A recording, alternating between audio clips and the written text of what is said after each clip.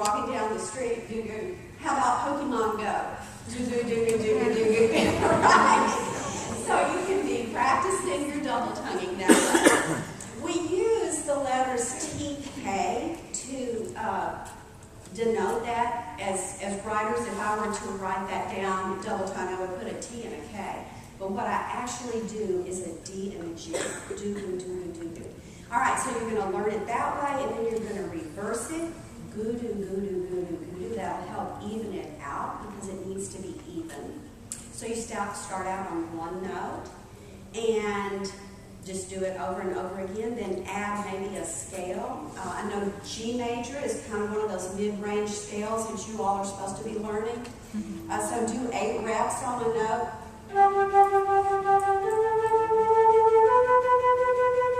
Do it slowly, and then build up your speed. Keep it even. Keep the D and the G matched. And with 8 reps, then bring it down to 4, and then 2 reps. So I'm gradually bringing my fingers in. Now, all the double tonguing in this etude requires a finger change.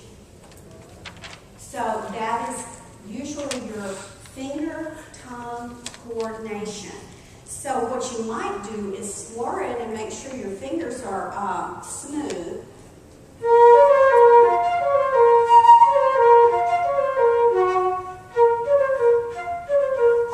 So see, once I put my tongue on with the fingers, I know the fingers are in good shape. So we have lots of books, lots of etudes that will help you with that double tonguing. You just need to work on it every single day. Your tongue is a muscle, and you need to work with it. Muscles don't work if we don't activate them, right? So we have to keep them working for us. I mentioned scales. The scale in the third from the bottom line, that is a B-flat minor scale, harmonic minor with the A natural.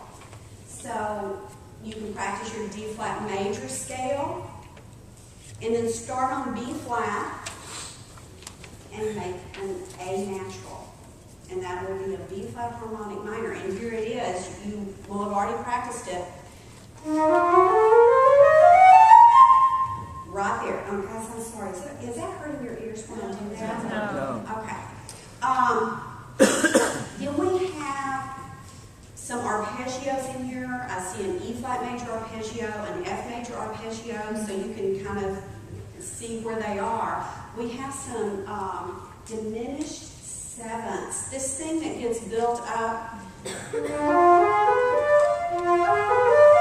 that's a diminished seventh that starts on D, and you can just practice that by itself. Go all the way up to the A-flat because it does. And then the arpeggiated thing that is double-tongued, that's another diminished seventh. That's a half step up. That's just another, you can practice that slur too.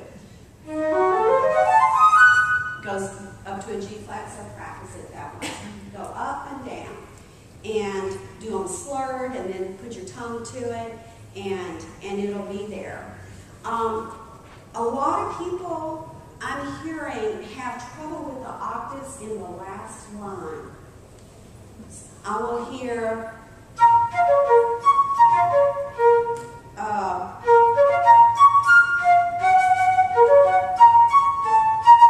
so make sure, you notice I wasn't playing down those notes where they needed to be. Really work on getting those in the right spot. Another thing, the arpeggiated thing that's broken up, that one, I'd like to start at the end of that line and go into the next line. So the one that starts on B natural,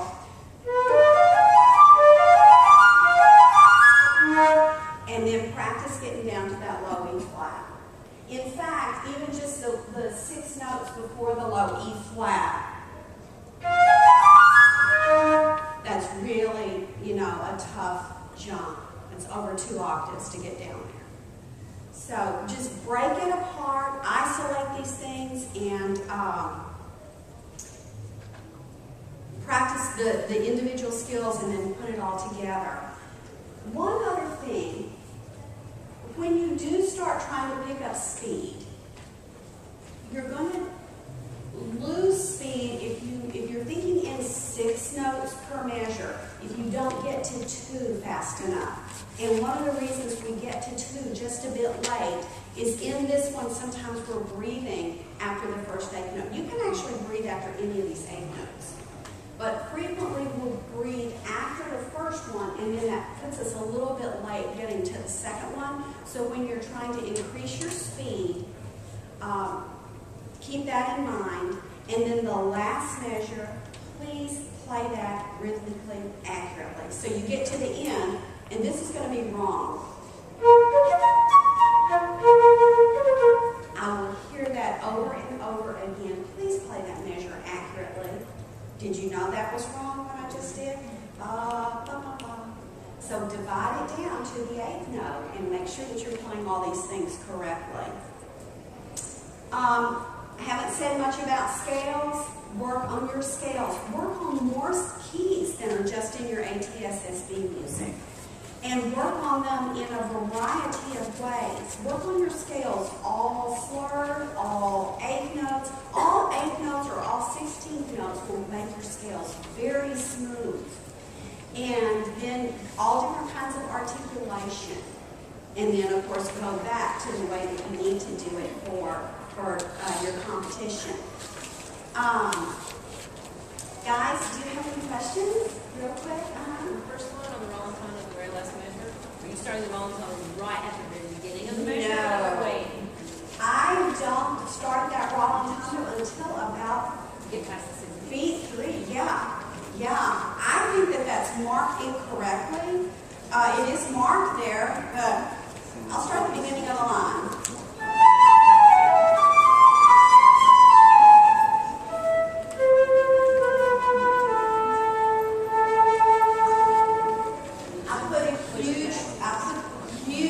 On the last 8th note of that measure, but not, I might start relaxing it a little bit, but I'm not really. Rolling tone is a big thing, and no, I think that's wrong.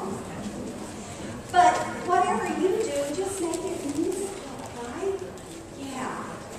Other questions? I think we're about. All right, guys. Remember, the process here is to make you a better musician. So remember also to have fun and make friends. I see some of my friends here today, long-time friends.